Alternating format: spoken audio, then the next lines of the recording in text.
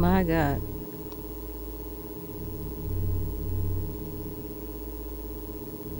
Wow, she was really there, man. So we're going to be talking about the case of Mr. Jason Halasz Jr. Mr. Halasz, on April the 24th, 2024, 25-year-old patient at the Signature Health in Maple Heights, Ohio, attacked his clinician, Adam Brown, during a session. Mr. Halasz stabbed Mr. Brown multiple times in the neck, the chest, and the hands. Despite the severity of Mr. Brown's injuries, he wound up surviving. On October 2024, Halasz pled guilty to the attempted murder. In November 2024, he was sentenced to 11 years in prison without the possibility of parole. And November 2024, he was sentenced to 11 years in prison with the possibility of an additional 5.5 years based on his conduct while incarcerated. Let's roll the clip. And Mr. Halasz, you have the opportunity now to speak. You have the opportunity now to speak. What would you like me to know? Your Honor, I just want to say that I'm sorry for what I did. That's it, Judge. We would thank the court. All right.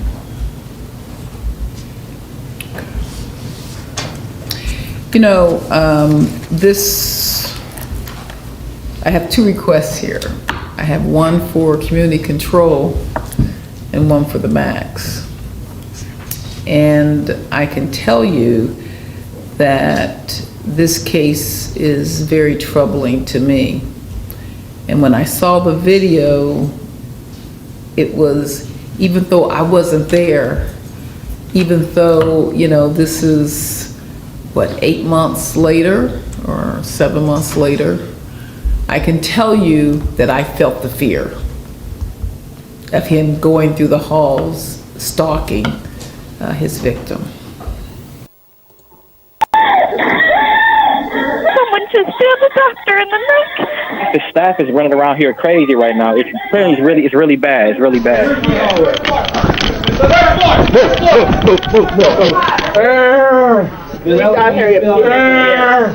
Give him some air, please. You guys can't operate after this. Yeah. He's like, and I looked at him, I was like, Adam, and he went like this really quick, and I was like, Is he a patient here? Chaos erupts at Signature Medical Center in Maple Heights, Ohio, when a patient violently stabs a nurse practitioner. Officers race to the scene where traumatized witnesses are still reeling from the brutal aftermath and find themselves questioning exactly what happened and what may have driven the patient to commit such a horrific attack. Dude, this is a big knife. The following report is based on police records, and the footage has never been seen before until now. Just after 1 p.m. on August 24, 2024, dispatchers in Cuyahoga County received nearly a dozen panicked calls for help as a terrifying situation unfolds. 911, what is the address of your emergency? Signature Health, Maple Heights. What's going on? 3rd floor, someone just stabbed the doctor in the neck. The staff is running around here crazy right now. It's really bad. It's really bad. Do we know who the person is that got stabbed in the neck? Yeah, his name's Adam Brown. He's a nurse practitioner here. Where's the person that did the stabbing? I don't know. I think they're looking for him right now. He's running around trying to get in everybody's door. He's running around. Okay, is he white, black, Asian, Hispanic? I don't know. I can't see him. Okay. Is he saying anything? Oh my God. We're locked in the office. We can't, I'm too afraid to come out. I don't know what he looks like. There's blood everywhere, apparently. Please send help for him. We are, honey. We are. We have them on their way. Officer Vasco is one of the first to arrive at the outpatient medical facility. Hang on, Drake.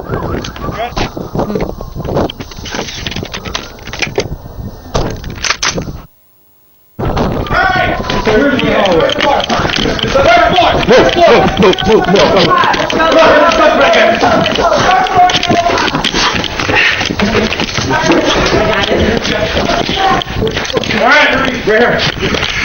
Where's the suspect? Everyone's here. No, he's on the floor.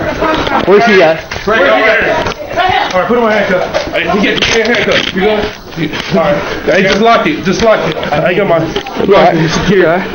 Lock it. Lock it. The thing is still tight. It's tight. Just secure radio. Lock it. Sir, hang out with him. Yeah, lock it so it won't get tighter. Lock it. Step in the neck. All right, he stabbed in the neck. We have the male detained. Come on, man. Guide him in. Hang in there, buddy, okay? Hang in there. You guys need gauze? What do you need? Just right here, just hold calm. Give me some gauze. Give me some gloves. Spread your legs out. Spread your legs out. You're okay. You're gonna be okay. With the suspect secure, paramedics are cleared to enter the building. They'll need to move fast as the victim's condition is critical. Get him down. If it's gonna help, No, that's not gonna help. I told not to touch. That's fine. Yep. You're all right, man. Okay, they're taking good care of you. 6-6 radio. I have literally an 8-year-old in my office right now. Advise them he's been stabbed in the neck. Massive hemorrhaging. Let them know. They're trying to It's clog it okay, right but now. They gotta stay in there. Tell her, knock on the door and tell her my kid said it's okay. Open up, my kid said it's okay. You're all right. They're coming. Okay, just keep breathing. Hey, ma'am. Can you escort our squad up? Make sure they know where they're going. Yeah. Okay. Bring a couple more with you. They coming now. Coming through. Coming through. Coming through. Squeeze my hand. With help on the way for Adam, Officer Lavalayo begins speaking with 3 witnesses who may be able to explain what happened. So I heard my door was open. Adam came up right here in the middle of the pod. He's like, Who's Adam? The guy who was stabbed. Okay. He's like, Rachel. And I looked at him, I was like, Adam. And he went like this really quick. And I was like, Is he a patient here? He's a staff member. He works in psychiatry. Oh, he's a nurse staff member? practitioner. You want this on the ground? Yeah. He was seeing that patient. The patient is the guy who stabbed The guy this that we patient. arrested. So he's in a room like this. Stabbed Adam. Adam came out here. Adam came in my office. I'm pressing Where did he his stab him hand at, you think? in In the his neck. room? In this room? In his office, yeah. Where's his office? It's around the corner here. While a shaken Rachel attempts to explain the nightmare of what just unfolded, the victim, 49-year-old Adam Brown, is prepped for transport to the Metro Hospital. The knife is right there. Yeah. The knife is right there. Wonderful. Nobody touch it, okay? I touched it. gotta get a bunch of pictures and everything. I just put the rag on. His extremities feel cold. The air. Come here. He getting the air for you right now. He getting the air for you right now. He's down here. Give him some air, please. Anything in his chest? Hey, guys. Hey, look, I can't have nobody like right Walk here. this way, guys. Walk this way. Yeah. Thank you. Give me an hour breather. Rachel continues to explain what happened next. Later, the bone-chilling visuals from the surveillance footage will be revealed and expose the details of this horrid attack. Adam came in here, and I pressed the panic button, tried to kick the doorstep out. He came in this room. He's standing here. Adam's like, no, no, no. And I'm like grabbing a trash can, throwing it at him. Just grabbing anything I could. The guy that has psychological issues? Yes. I ran out. Adam and I ran out here. You want some coffee? Then he tackled us in the hallway. Adam and I fell in the hallway. Tommy came through to chair the patient. Patient fell over, and he got up again. Tommy ran, and I'm like this against the wall, and he just kept So the going suspect after. came in here? Came in here. Adam was cornered in here. I don't know how Adam got out of here, but he did. Yeah. Then in the hallway, he started stabbing Adam again. And I'm like this. The patient looked at me like he was going to hit me. More like in the sides. At least on top of him like this. Investigators must now find out the suspect's identity and determine why he brutally attacked Adam. Did y'all get the guy that actually did it? Yeah, he's a white guy, right? I don't know. I didn't see him. So when we came It's up my here, office. I heard I got you. real loud stomps, and they never. Who is this kid? He's a nurse practitioner. He's a provider. Mr. Brown is? Yes, both of But them. who's the kid that was with him? I have no clue. He's a patient. We deal with psych patients. Meanwhile, an officer asks Jeffrey a critical question that will bring them one step closer to witnessing the full horror of the attack. You guys don't have video in here, do you? In the hallway? How many times did he stab him? Three. Well, at least I saw 3. 3? Yeah. Okay. And they were all neck. The suspect is identified as 24-year-old Jason Halasz, a patient suffering from schizophrenia causing paranoia and hallucinations. He was at the clinic for 2 injections of antipsychotic medications used to treat the disorder. While the details highlighted Jason's condition, nothing explained why his attacks seemed entirely focused on Adam.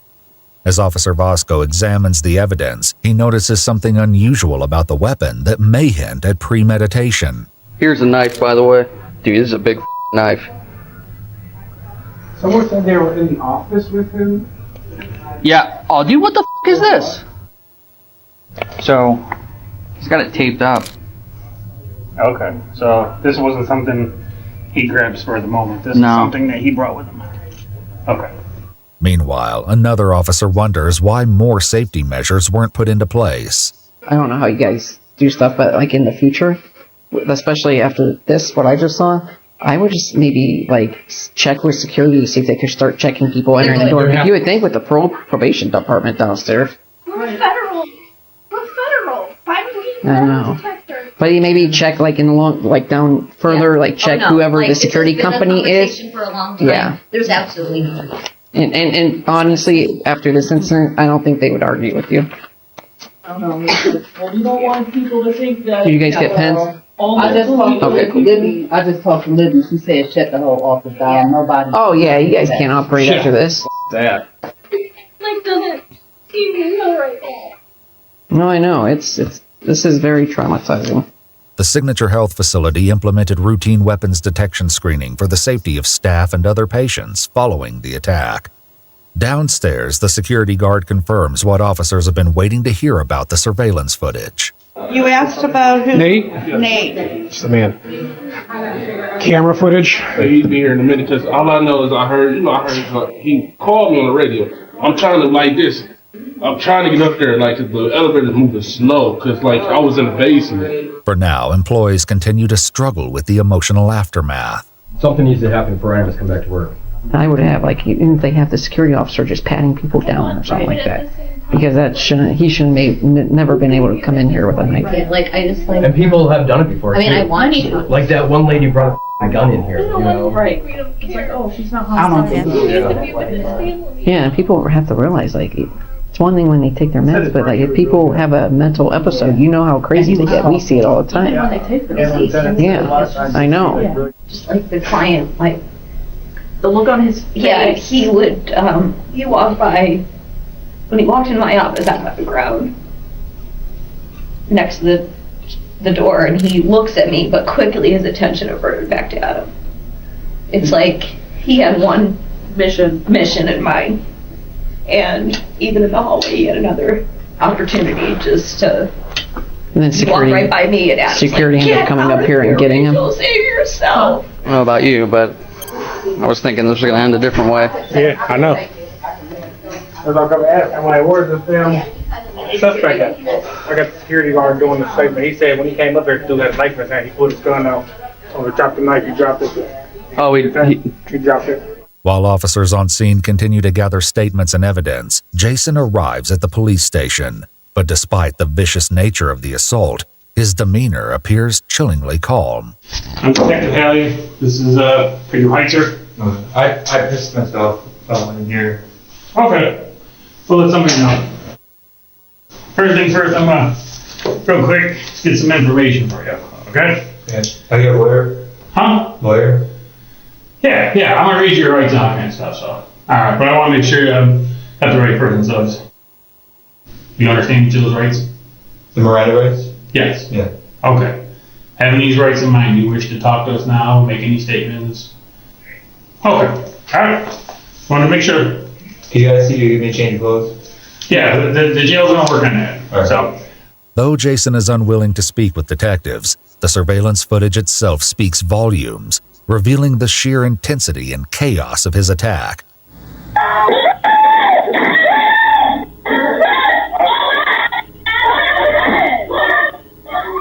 He's just walking calm.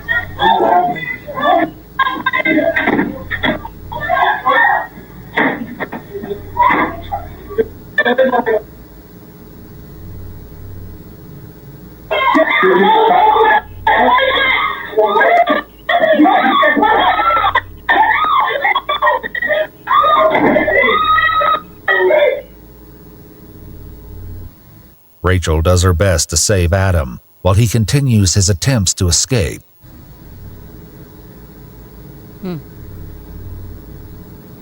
Jason, however, is relentless, forcing Tommy to take drastic measures in a heroic attempt to save Adam's life.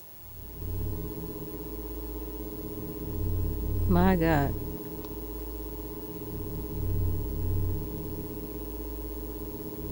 Wow, she was really there, man.